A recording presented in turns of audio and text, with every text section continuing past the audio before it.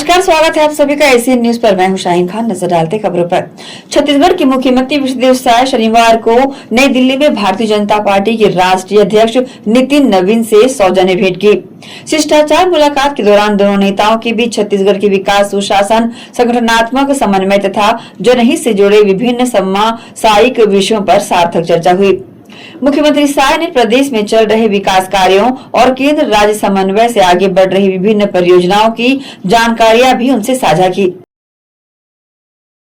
जम्मू कश्मीर के कुलग्राम में हुए आतंकी हमले ने छत्तीसगढ़ के सक्ती जिले के मालखरौदा विकासखंड अंतर्गत बुंदेली गांव के एक परिवार की खुशियां ही छीन ली। मजदूरी के लिए कश्मीर गए दीपक रात्रे की आतंकियों की गोलीबारी में मौत हो गई। इस दर्दनाक घटना की खबर मिलते ही पूरे गांव में शोक का माहौल बन गया, जबकि परिजनों का रो रो कर बुरा हाल है। दीपक रात्रे की शादी करीब 1.5 वर्ष पहले हुई थी। उनके परिवार में पत्नी और 1 साल का मासूम बेटा है।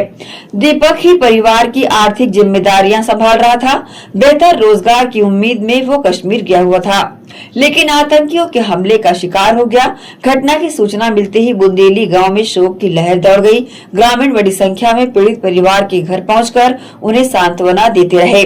परिजनों ने राज्य और केंद्र सरकार से आर्थिक सहायता, उचित मुआवजा और परिवार के एक सदस्य को सरकारी नौकरी देने की मांग की है, ताकि परिवार का जीवन यापन सम्मान पूर्वक हो सके। वह एकदम गरीब परिवार के हमने चाहता कि अनुदान राशि शासन की तरफ से मिला जाए। उसको एकदम गरीब से गरीब के परिवार का लड़का है। उनको शासन तरफ से हम लोगों का निवेदन है कि तत्काल उसको यहाँ उसके आत्मा संस्कार करने के लिए यहाँ पहुँचाया जाए। हम लोगों का निवेदन है। उसके कोई भी कमाने वाला नहीं है। उसके एक भाई है, छोटा भाई, वो भी विकलांग है। उसको पालन पोषण करने के लिए उसको शासकीय नौकरी दिया जाए। हमारा देश के क्या है उसका यही है। उसी कारण से कुछ आतंकी हमले में उसका गुजर हो गया है। वो ईंट बनाने के लिए गया था। तो करीब 1 साल से हो गया है। छोटा बच्चा है, उसका भी 2 साल के करीब हुआ है। हम लोगों के ऊपर दुखों का पहाड़ टूट ही रहा है, मगर हम लोगों के शासन से निवेदन है कि हमारे उसके बहुत गरीबी है, उसके हाल चाल बहुत खराब है, इसीलिए वो कमाने जाते थे और उसको बहुत भारी दुखद की बात है। जी कल 31 जुलाई को रात्रि को जानकारी मिली पुलिस के माध्यम से कि दीपक रात्रे को आतंकी के द्वारा गोली मारकर हत्या कर दी गई है। इसके बाद में हमारे पूरे परिवार में, रात्रि परिवार में शोक की लहर है, गांव में शोक की लहर है। घटना की हम जैसे जानकारी मिलते ही शासन प्रशासन और अधिकारियों से हमने घटना की जानकारी लेना चाहा, लेकिन अब तक जो जानकारी हमें मिल पाई है, आप सभी को बता दें कि 31 जुलाई की जो घटना हुई थी उसमें आतंकियों ने 2 नकाश, बताया जा रहा है कि 2 नकाश आतंकी थे जो हिंदू मुस्लिम पूछ करके गोली मारी थी। तो ये लोग क्या 2 लोग हिंदू थे, तो इनको 2 लोगों को गोली मारी थी। एक दीपक, मेरे भतीजा दीपक रात्रे, और एक बलौदा बाजार के हैं, उनको गोली लगी है। फिलहाल उसका अब क्या है उसका तो अभी अपडेट नहीं मिली है, लेकिन यहाँ हम लोगों को ऐसी शासन प्रशासन से हम ये मांग करते हैं कि हम इतनी गरीब परिवार जो काम करने कमाने खाने के लिए वहां गए हैं, जो आज भारत के नागरिक भारत में सेफ नहीं है, तो आप इसको कहेंगे तो आप कहेंगे कि क्या। हम यही चाहेंगे कि हमारे जो दीपक रात्रे का पार्थिव शरीर है वो जल्द से जल्द हमारे बीच में पहुंचे। हमारे गांव बुंदेली में उनका अंतिम संस्कार करना है, और जो शासन से सहायता राशि जो उनके परिवार के जो पालन पोषण के लिए मिले। और एक हम ये चाहते हैं कि एक भाई विकलांग है, तो उसके हम एक सरकारी नौकरी और उनके आर्थिक सहायता के लिए हम शासन प्रशासन की अपील करते हैं। अभी परिवार में उसके देखिए तो भाई तो खत्म हो गया है, पहले का दीपक रात्रे का पिताजी नहीं है, पहले से खत्म हो चुका है। माँ है, एक भाई विकलांग है, और अभी उसका एक बच्चा हुआ था, शादी हुआ था 1 साल 1.5 साल पहले, तो 2-3 माह का उसका एक बच्चा है। तो एक भाई विकलांग है परिवार में, और कोई कमाने खाने वाला मतलब पालन पोषने वाला कोई नहीं था, यही मुख्य था। तो हम चाहेंगे शासन से कि इनका आर्थिक मदद करके एक जो विकलांग है भाई उसका सरकारी नौकरी दी जाए शासन से, ताकि इनका भी परिवार का पालन पोषण हो सके। अभी तक अधिकारियों से मेरा बात हुआ है, कलेक्टर साहब से तो बात नहीं हुई है, एसडीएम से और जिला के जो एसपी है उनसे बात कर रहे हैं, किए हैं, तो उसको पार्थिव शरीर को जल्द से जल्द वहाँ जम्मू कश्मीर श्रीनगर में है शायद अभी जानकारी मिली थी वहाँ इलाज। तो जब ये घटना जो है देश की बड़ी घटना है, आतंकी हमला है, तो आतंकी हमला में जिस प्रकार के उसका जानकारी और जो कानूनी का जो प्रक्रिया है गुजरने के बाद उसके पार्थिव शरीर को एसपी साहब के द्वारा जानकारी मिली है कि जल्द से जल्द प्रक्रिया पूरा होने के बाद में हमारे गांव बुंदेली पार्थिव शरीर को भिजवा दी जाएगी। रुकेंगे छोटे से ब्रेक के लिए, जल्द हाजिर होते हैं। आप सब बने रहिए एशियन न्यूज के साथ। जीटी डायग्नोस्टिक, जहां सबसे एडवांस टेक्निक्स के साथ सारी जांचें एक ही छत के नीचे। जीटी डायग्नोस्टिक लाए हैं आपके शहर में पहली बार मध्य भारत का सबसे एडवांस 3 टेस्ला एमआरआई, जो आपको देगा बेस्ट क्वालिटी इमेजेस और सारी स्कैनिंग 6 से 10 मिनट में हो जाती है, जहां आम एमआरआई मशीन 45 से 1 घंटे लेती है। इसमें है व्हाइट बोर्ड, जिसमें मरीज अंदर जाते हैं तो उन्हें डर नहीं लगता, और साथ ही फीट फर्स्ट की सुविधा, डॉक्टर को इलाज करने में सुविधा। आप अपने डॉक्टर की सलाह से सही जगह एमआरआई कराएं। जीटी डायग्नोस्टिक सेंटर में multi slice CT scan, ultrasound, echo एवं समस्त बाकी जांचों की सुविधा एक ही छत के नीचे। जीटी डायग्नोस्टिक में 24 घंटे सुविधा, स्वच्छ वातावरण एवं waiting area, qualified doctors, train staffs. GT diagnostic, near Nehru Nagar square, Priyadarshini Parisar, Bhilai.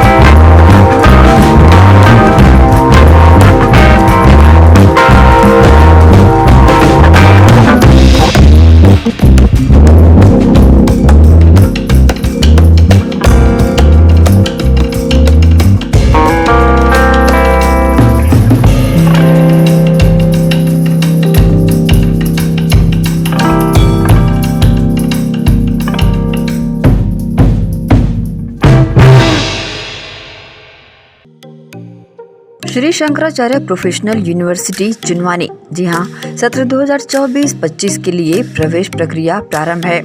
Diploma in pharmacy एवं बैचलर ऑफ फार्मेसी के लिए प्रवेश प्रारंभ है। बिना PPHD दिए सीधा प्रवेश।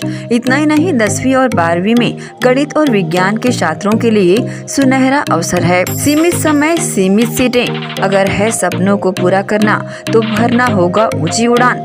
जल्दी करें, प्रवेश प्रारंभ है। प्रेजेंटली शंकराचार्य ग्रुप के अंदर 4 फार्मेसी कॉलेजेस हैं।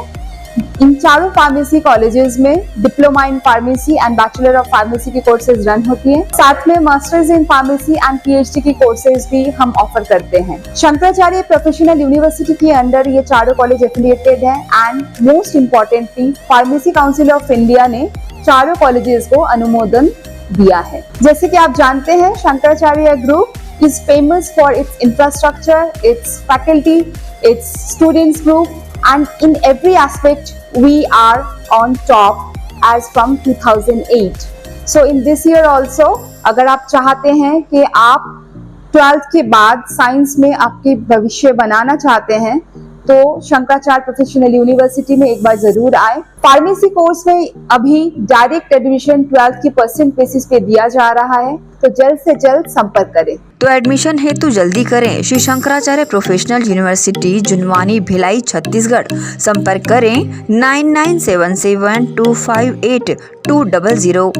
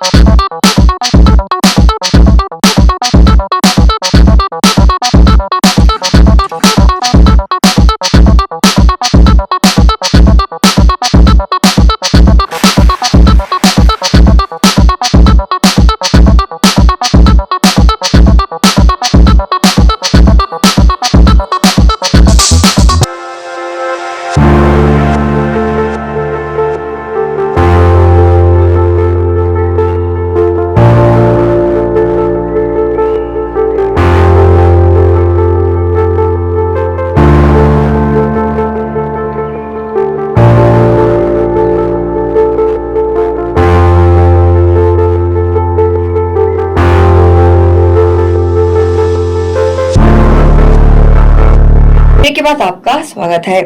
सारंगगढ़ बिलाईगढ़ जिले के छुईहा गांव निवासी भूपेंद्र कुमार भैना की कश्मीर के कुलग्राम में आतंकी हमले में मौत हो गई। भूपेंद्र अपनी पत्नी कचरा बाई के साथ कुलग्राम में एक ईंट भट्टे में काम करने गया था। शुक्रवार शाम को हुए हमले में वे घायल हो गए, लेकिन इलाज के दौरान दम तोड़ दिया। जानकारी के अनुसार आतंकियों ने पहले मजदूरों की पहचान पूछी। नाम जानने के बाद हिंदुओं को अलग अलग कर उन पर ताबड़तोड़ फायरिंग कर दी। भूपेंद्र अपने 2 वर्षीय बेटे मानस भैना को अपनी छोटी बहन अनु और दादी के सहारे छोड़कर रोजी मजदूरी करने कश्मीर गया हुआ था।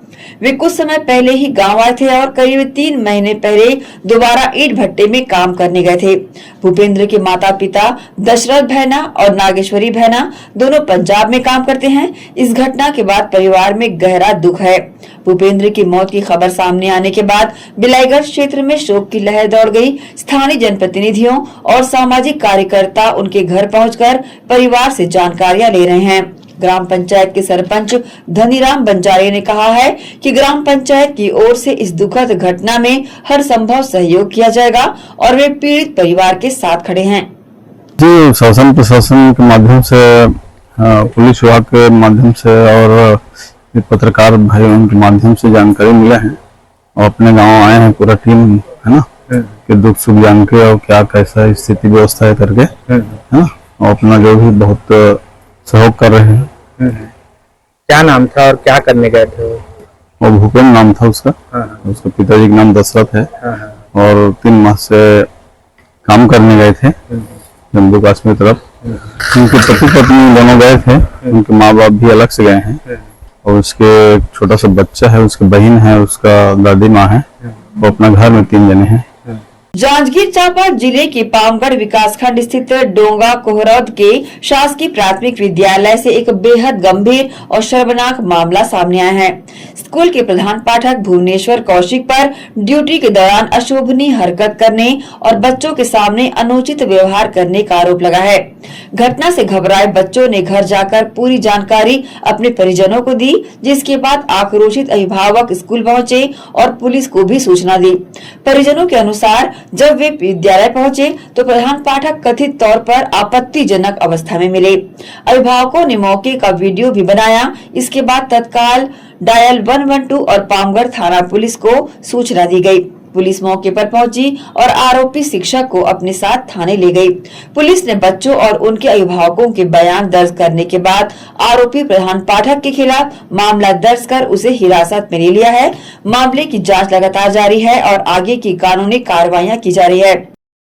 तो मैं बोली का होगी, वो बोली के सर जी गंदा गंदा कर रखे, तो मैं कहीं चल देखा के तो दौड़ा गए हम पति पत्नी दोनों साथ में, हमारे बेटी होगी 2-3 लोग हाथ रही, सब लेकर हाथ रही से भागा तो हम जाके देखे तो सर आधा वस्त्र में रही से। जब जाके देखे मैं तो मोबाइल पकड़ के नहीं दे रही कर ऐसे पूरा हेल दिखा देते। वो आप कुर्सी में बैठे रही से चड्डी पहन के, आधा पहने रही आधा नहीं पहने रही से। जब हम पहुंचे तो ऐसे ऊपर में डाली और पेंट पकड़े बैठे। मैं बोले भी कि तैसे गुरु जी चश्मे बच्चा पढ़ा था ऐसे बोल के, तो का हो गए ऐसे बोला थी।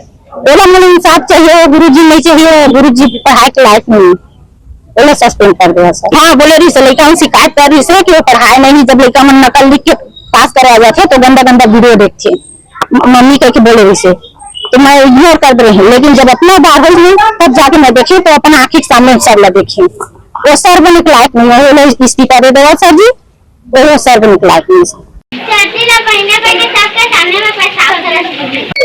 थाना पामगढ़ क्षेत्र के एक गांव में टीचर के द्वारा अपने स्टूडेंट के साथ निर्वास्त्र होकर एक छेड़छाड़ का मामला थाने में आया है, जिस पर आज अपराध पंजीबद्ध कर विवेचना कार्रवाई में लिया गया है उसको, और अभी घटना स्थल का निरीक्षण किया जाएगा। अभी तक कहा जाता है अभी हमारे पुलिस की गिरफ्त में है। इसी के साथ ही आपसे लेंगे इजाजत। आप सब बने रहिए एसीएन न्यूज के साथ। नमस्कार।